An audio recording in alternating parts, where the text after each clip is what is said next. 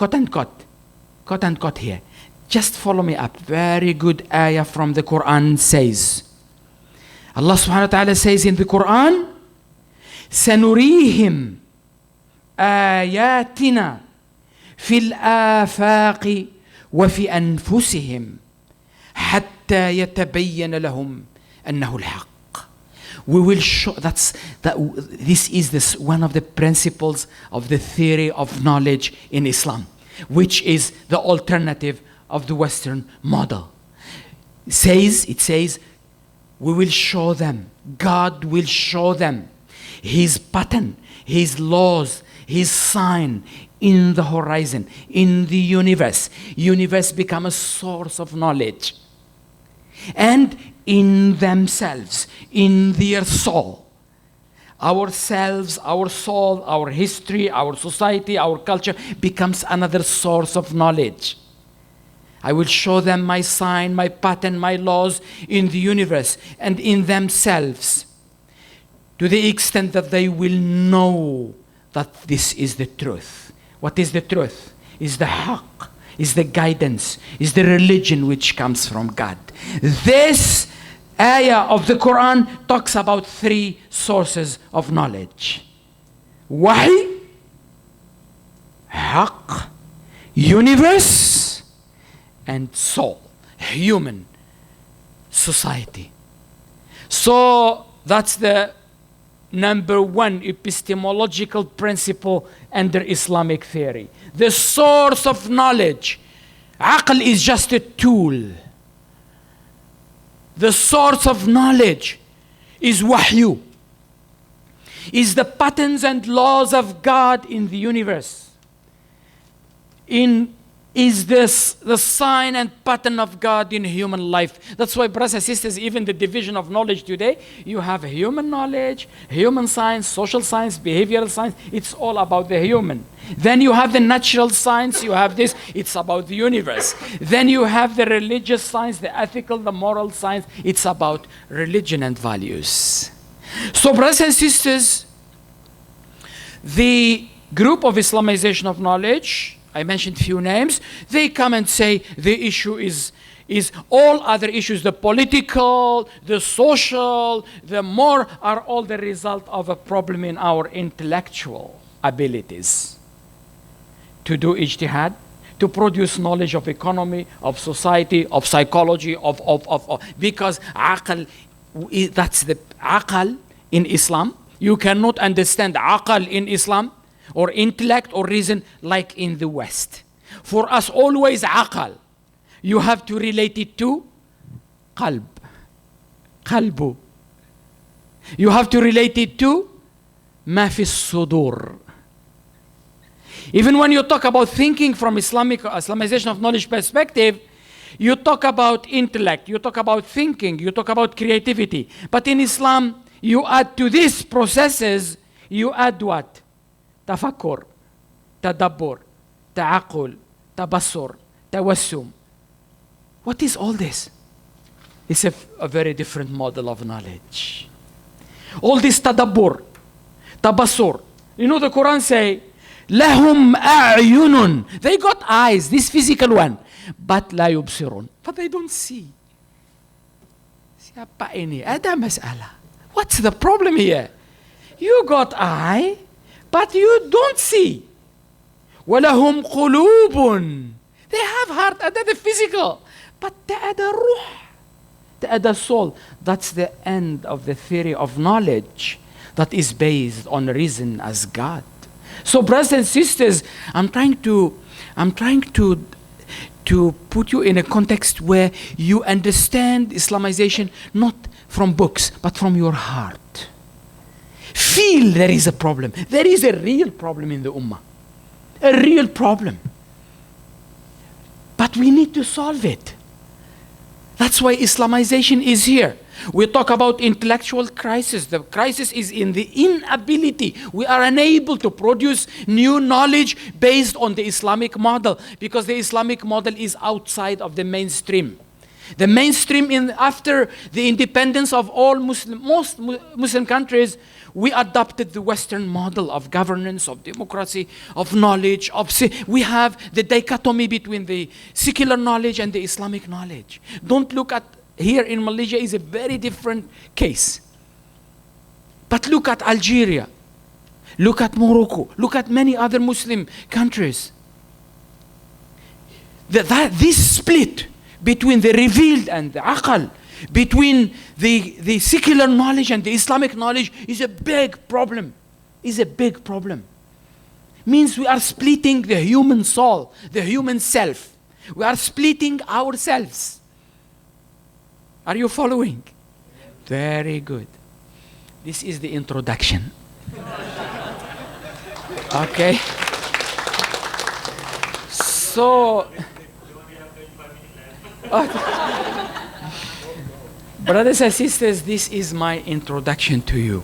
So I think you understand the big problem with us today when we talk about Islamization of knowledge. So our brothers who come and brought this idea of Islamization of knowledge, they are saying to the people that we have an intellectual problem.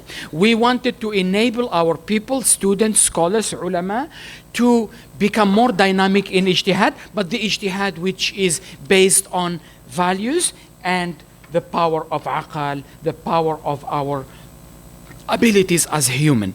So brothers and sisters, to do this, how to do this? Yeah, we can say now we understand, we diagnose the problem. Our problem is that in the last 1 century or more, we are just consuming knowledge, consumers of knowledge, and our people of Islamization, including Prophet Al-Attas, Abu Sulaiman, Al-Faruqi, and many, many others, they differ in their views here and there to Adam Mas'ala, but in the end, the gist of it is we need to revive the intellectual dynamism of the ummah. The intellectual dynamism of the ummah means we have to educate people, nurture people to be able to produce knowledge based on the Islamic worldview, based on the Islamic theory of knowledge, which says that knowledge or the source of knowledge is is not just single. And number two, it says that values and ethics are very important in the production, dissemination, and application of knowledge. Are you following or not? Because if you don't have values, you can produce nuclear power or chemical power, or you can do genetic engineering. But who limits you? Who guides you? If you are in a model which is rational, which is positivistic, which is materialistic, means all your life, all your decisions, activities, actions will refer back. I will talk to you a little bit about what's happening in economics. As Brother Shahran said, I am from economics. I did my bachelor in finance long time ago. So brothers and sisters, today we have ended up in our universities, in our body of knowledge, in our economy, in our politics, in our society, in all this, we are actually, whether we like it or not, we are using the products of the Western civilization. So we agreed about this, and then comes this process of Islamization of knowledge, saying, okay, we will take from the West what is the best, but we have to build our capacity and ability to produce new knowledge based on the Islamic worldview. In simple terms, this is Islamization of knowledge.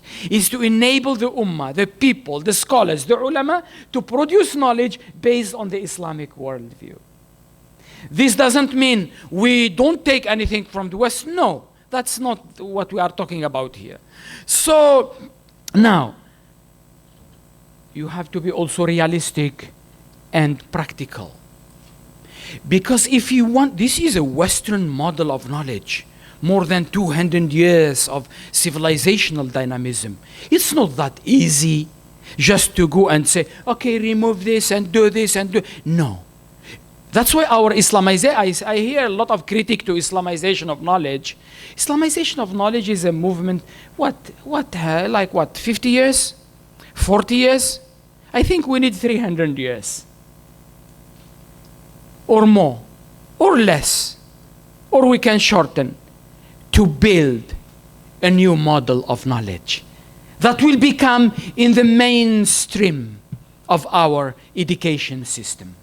whether from primary to secondary to university, we, inshallah, hopefully, in the next 15, 20, 30 years, people, because of this movement of Islamization and others, we produce more products, more solutions, then people can see that Islamic worldview, that Islamic model of knowledge can give the alternative. We can see today, for example, I give you example, in the 90s when people were talking about Islamic economics, Islamizing economics, many people, they don't look at them at all. There were very few. Like, you know, you have a flood coming this way, and as I said, you are coming this way. Nobody looks at you because that's the dominating models and structures of knowledge in our educational systems. There is a split. So we create a mind, a personality, which is also here and there. Then this personality which we created and produce, they work in management, in administration, in the society. We continue the split. So, alhamdulillah, in the last 30 years or 40 years of struggle, of facing, of resistance, now, when you talk about Islamic economics and finance, today, it's not like 40 years ago. Because 40 years ago, when we talk about Islamic economics, I remember in 1989, I was writing in Algeria, in our journals about economy, Islamic economy, theory of zakat. Nobody, only the Muslim few audience, they look at it. But the mainstream, the secular, the student, the professors, they don't look at this at all. Because, and I was, at that time I remember, I talk about how Islamic economics is based on the theory of a man who is a Khalifa, and this man, like Khalifa, he has the aql, the ruh, the soul, the behavior, he has the mission in life, not to hurt. I was talking about how wealth is expanding because Allah subhanahu wa ta'ala, He is the Razzaq. And his rizq is open, and his rahmah is open. So I cannot, based on the theory of, at that time, talking about the resources are very few, and the demands are too much, and this why we need to create a theory of economics to do this and this.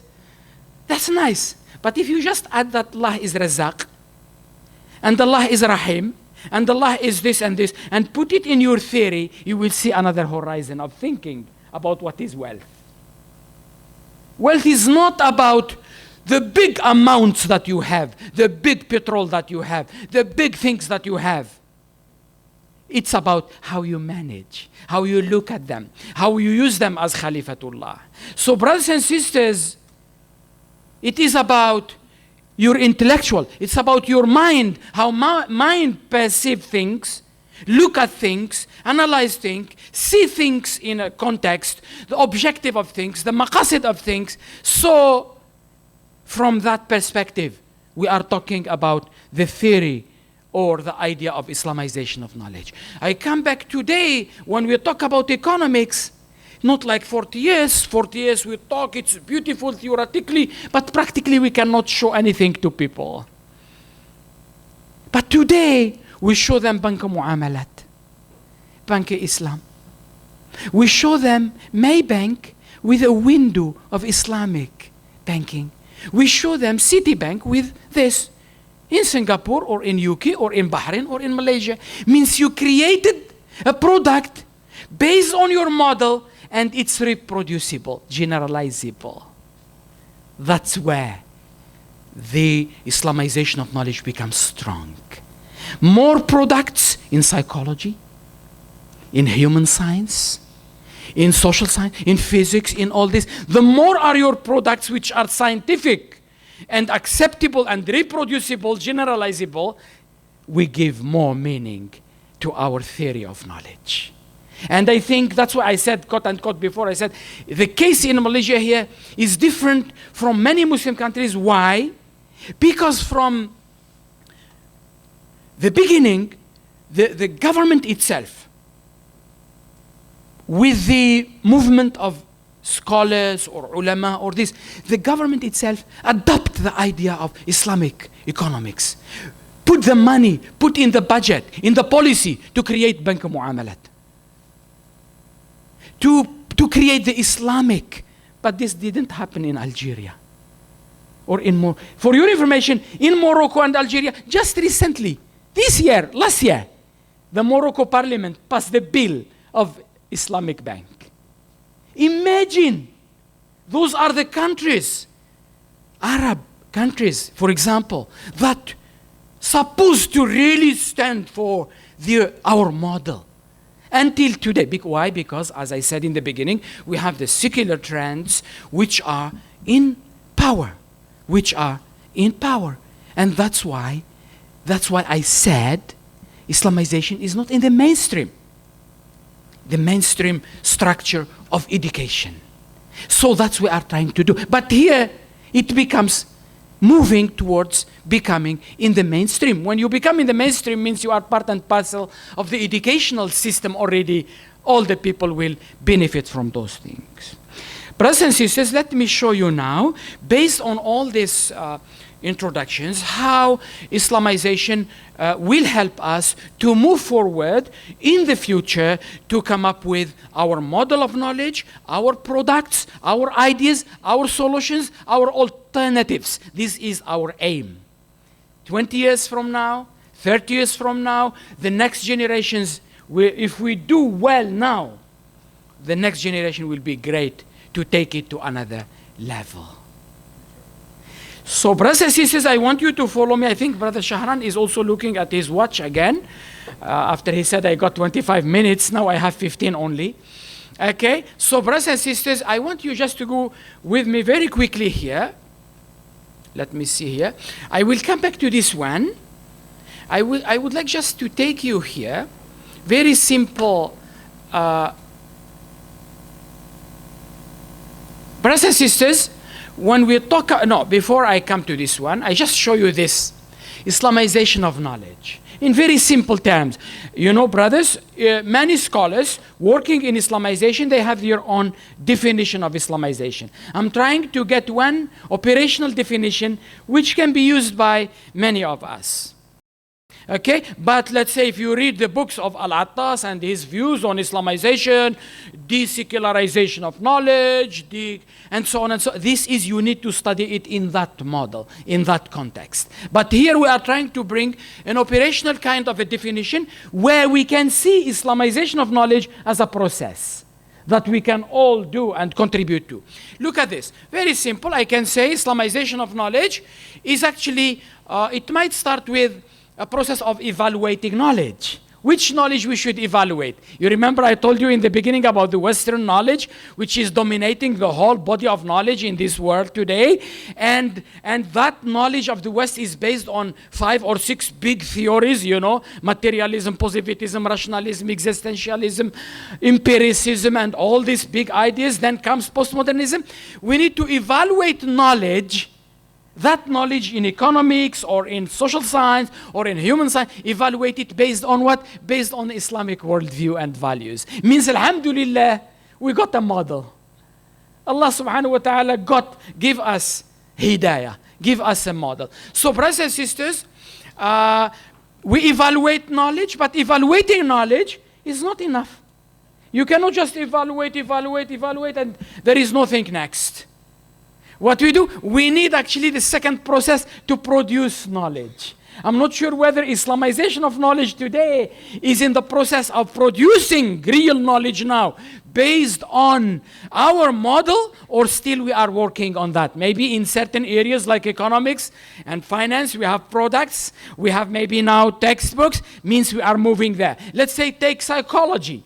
Are we producing knowledge in psychology? What I saw, there are many books talking about psychology, Islamic psychology, psychology from Islamic perspective, but they are all at that level, not yet at the process of developing. Because for you to start developing knowledge based on Islam or Islamic model of knowledge, you need to have the ability to identify the philosophy of knowledge, the objective of knowledge, and to develop methods, the methods of inquiry within that model. Let's say in psychology, there are a lot of methods, a lot of procedures, Not necessarily we Islamize the simple and the operational things. But for you to start producing knowledge, you should have that model, worldview, they have the philosophy, you have the objective, you have the methods, you have the theories, and then you have the applications. You come to applications. Applications means we are talking about cases, about solutions, about products. So that's how we look at the process of Islamization of knowledge. No longer we are talking about just theory, just ideas, just values. But look at this, evaluating knowledge, reproducing knowledge, and applying knowledge. I think I saw in your program, your brothers and sisters next few days, they will talk to you about in economics, what has been happening. Then you will see the processes, evaluating, producing, implementing knowledge based on the Islamic framework and worldview and values. So when it comes to implementing or application of knowledge, we are talking about real products, real solution. No more talking about we evaluate. You remember in the beginning when I told you that in Islamization of knowledge, you need to be critical. You have to learn the critical thinking because you need to evaluate models, knowledge, ideas, theories. We need our student to learn the techniques, the skills of critical thinking. What is good we take, what is not we leave. Brothers and sisters, this is how we look at the Islamization. And this idea of Islamization of knowledge, we need to, particularly we are in universities and in education, we cannot do Islamization, we cannot succeed in the future if all these things don't become part of the curriculum, part of the environment of thinking.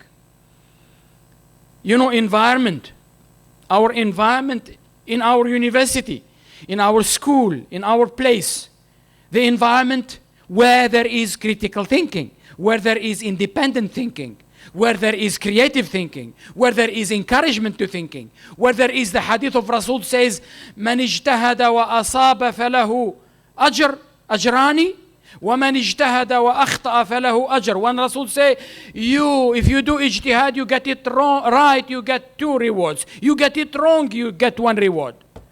In some of our models, if you do ijtihad, whether right or wrong, means you are destructive.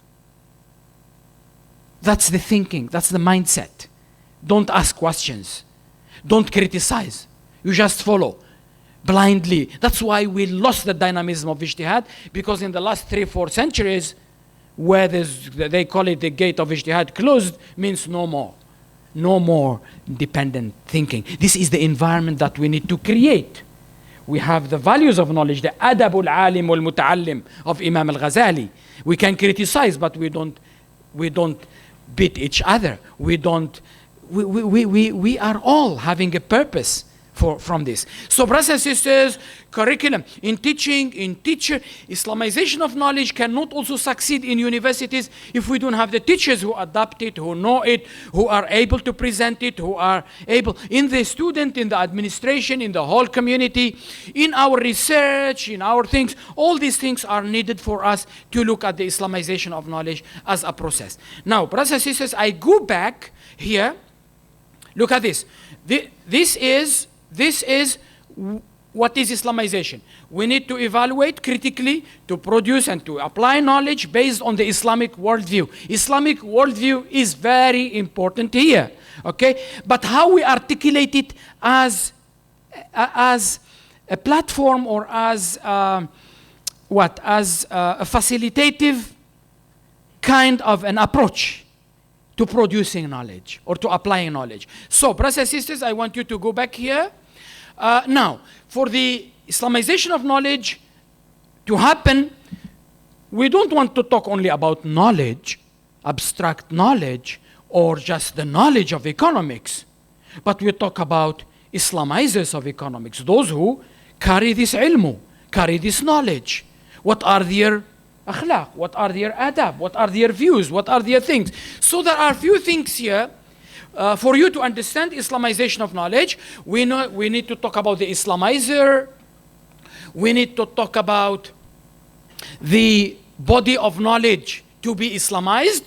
And when we talk about Islamization, means the philosophy, the worldview, the objective, the theories of knowledge, the applications. We need to talk about institutions that are managing, governing Islam, like university, like triple IT, like centers of research. Like we need more and more and more everywhere in the Muslim world. So I think, alhamdulillah, we are the pioneer and people are learning from us. So we need to deepen this. When we talk about Islamization also, we talk about the products, the solutions and practical aspects of Islamization. I just give the example because here you are Islamic banking, Islamic insurance, zakat, and all these types of thinking or products. We talk about create the environment and ecosystem for Islamization, the processes, the procedures, the policies.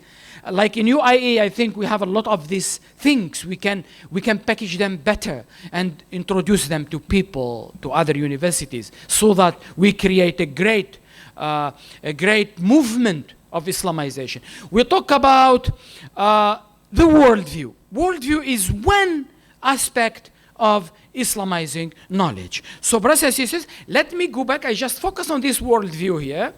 I think later on you can check these definitions of this great ulama. But here I wanted to show you this. This is for your information, this PowerPoint is already in your computer somewhere. You take it for free. You want to pay me also can. Okay, so brothers and sisters, look at this model, very simple, summarizing how we look at knowledge. So brothers and sisters, it's here. The creator, Allah subhanahu wa ta'ala, is in our theory, in our model. We put Allah subhanahu wa ta'ala as the source of ilmu. He give us the revealed knowledge, Al-Quran. He give us the created knowledge, which is the universe. This universe is full of knowledge and laws and pattern. You know what physics is doing or natural science? Is just discovering these laws. The difference between us and them, they discover them based on positivism, based on scientific methodology, which is more materialistic, more. But we want to discover them based on balanced, revealed theory, which sees behind the pattern or the law or relativism, sees the greatness of God, sees things. So brothers and sisters, we have also the created man, another source of knowledge. We have, when we talk about this model here, we have the wahyu, the guidance, the hidayah. We have al-kawn, universe. We have man, and we have also life. We are living in this life, and this life is a span of time, and God and the Quran and our worldview says how you have to make use of it. And this life in this world here is actually a temporary life. There is a big life over there, which is the akhirah, which is the great place. Actually, that's the thing that make our theory of knowledge very different. So brothers and sisters, in the end there, the Islamic worldview provides knowledge about all this. These are our sources. And then the classification of knowledge also, we divide it in our history to aqli and naqli and other things. Okay, let's move forward now after you see this, because I don't want to enter into what worldview tells you in terms of how we look at man, how we look at economy, how we look at all is there in Islamic economics. And that's the important thing that we are bringing to the contemporary theory of knowledge. Let's move down here, take you very quickly. Now look at this here. This one just I put it very in very simple terms. For now, I'm not talking about Islamization in general, but I think we are talking here in IIUM, for example, as we moved the last 30 years or more in this philosophy, in this mission, and we have done, alhamdulillah, we created and we remove a lot of resistance against the idea of Islamization. And brothers and sisters, some of our goals under this Islamization of knowledge is to develop an Islamic model of knowledge based on Islamic worldview and values. And number two, to produce new knowledge, products based on Islamic worldview. So we cannot just, these are the two, let's say that's our goals. That's what we wanted to achieve. It takes long time to reach this level where it becomes the mainstream. It becomes the culture. It becomes part and parcel of nurturing and educating people. So some of our strategic objective, we need to provide the methods, the applications. We cannot just now, you are a student of economics, master and PhD, we come and tell you, go and write thesis based on Islamization. Go and do this, bring a product based. But how do you do it? What are the methods? What are the procedures? What are the approaches? What are the examples? What are the cases? So we are working on this. It took a long time, but we are working, and that's another priority for us. So we need to enable the universities and researchers like yourself to exercise ijtihad, to produce knowledge. But you cannot exercise ijtihad. Just you wake up in the morning, Monday, you become mujtahid. It cannot. That's why we need to, it's a very tiresome work, because we took, this group of Islamization of knowledge took the most difficult mission to do. Those who are the reformists who go for politics, ta'ada mas'ala. They go, they do movement, they do haraka, they do this, they mobilize people and this. Those who do social, they go do some activities, community engagement and all that. But it comes to us, we need to use the brain. We need to produce knowledge. We need to change the mind. We need to remove the intellectual crisis. We need to bring new methods. That's why you are the pioneer. You are the leading. Those who are doing Islamization are really taking a great mission for this ummah. Brothers and sisters, we need to come up with integrated curriculum, develop Islamic environment of learning. I mentioned few of it. Encourage community to come up with Islamic products and so on and so forth. Now, some of the plans, you come up with textbooks, you train the Islamizers, like they are training you now. But when we train the Islamizers, this is the beginning. We have beginner, intermediate, advanced. Maybe if you are in the advanced class, we can talk about the models, the application and all this. So brothers and sisters, let me finish quickly here.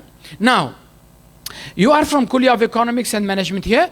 Brothers and sisters, you know, for you in economics and management, you don't talk a lot about concepts, but you manage.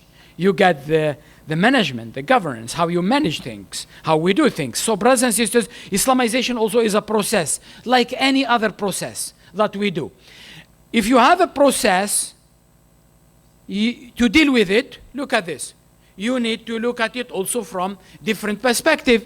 Conceptual, operationalize, communicate, the process like we are doing today, implement, study the impact and achievement, evaluate and review. It's the same here. I even use the model here. This, you remember people, you people here, this one, some of the KPI. I think we have a book in our centers here, in the Center for Islamization, operationalizing the idea of Islamization of knowledge and the definitions in different places. It's like a process, input, process, and output.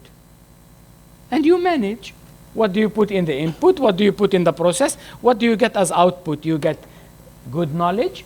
You get good products, you get good ideas, and so on and so forth. We can look at this. You see this model of ISO?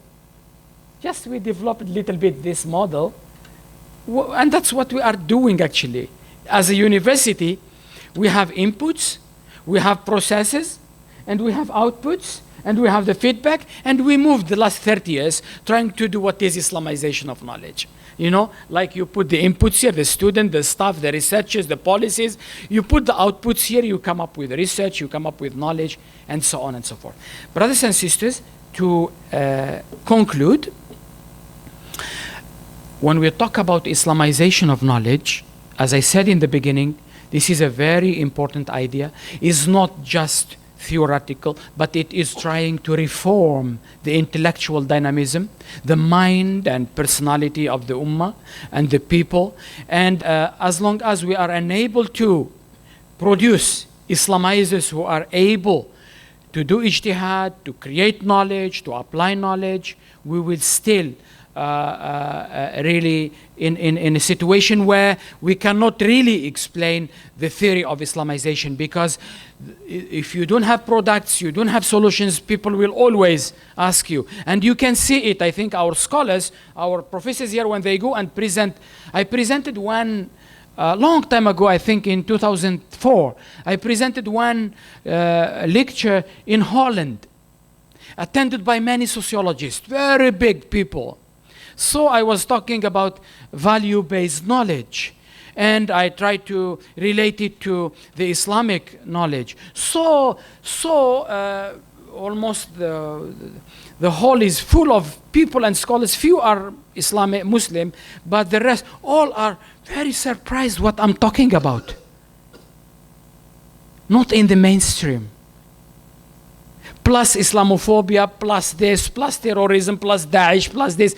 They will not. So, but when you come up with a product, when you come up with an alternative in economy, in psychology, in this and this, then your mission will become more easier. Brothers and sisters, there is a lot of work to do towards Islamization. Alhamdulillah, we have now, after 40 years or more, we have a literature. We have books, we have scholars, even we have some textbooks we can base on. Imagine those people who started before and they don't have all these things and they want to teach Islamization to people, how to relate, how to give cases, and so on and so forth. I think, I stress again, we need to learn critical thinking. We need to learn, you work for yourself. Don't wait. Don't wait for the school only or the teacher inside your lecture to help you learn critical thinking. You learn for yourself. How do you learn for yourself? I give you example. Just example. Long time ago, let's say what, Brapa? 35 years ago, I was infected. You know, infected means talking about the clinic. I was infected with the shaitan of reading. Infected with the shaitan of reading. My big brother is a scholar. He told me, you want to be a scholar, you have to read. Read. So I was infected. I was reading everywhere. When I was young, like you in the university, when we wait in the stations, I read books. Inside the bus, which takes around 40 people, there were 100 people at that time inside the bus. I don't even find a place. I'm just down there, but I was reading. Even one time, my brother, I was just 19 years old at that time. My brother, when they come and found me reading the book of Imam al-Ghazali, Ma'arij al-Quddas, a book which even the scholars, the philosophers cannot understand. Then he told me, what are you doing? I told him, you told me read. So I am reading. Brothers and sisters, reading, you create a scholar of yourself. We are just facilitating for you. We are your professor, your doctor. We guide you, we help you. But you create in yourself a scholar. The starting point is read more, read a lot, discuss a lot, learn.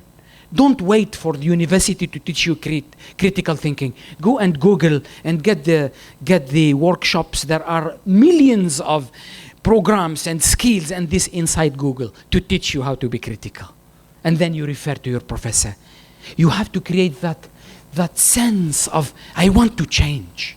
Brothers and sisters, this is not the introduction, but the khatima. Wassalamu alaikum wa rahmatullahi ta'ala wa barakatuh.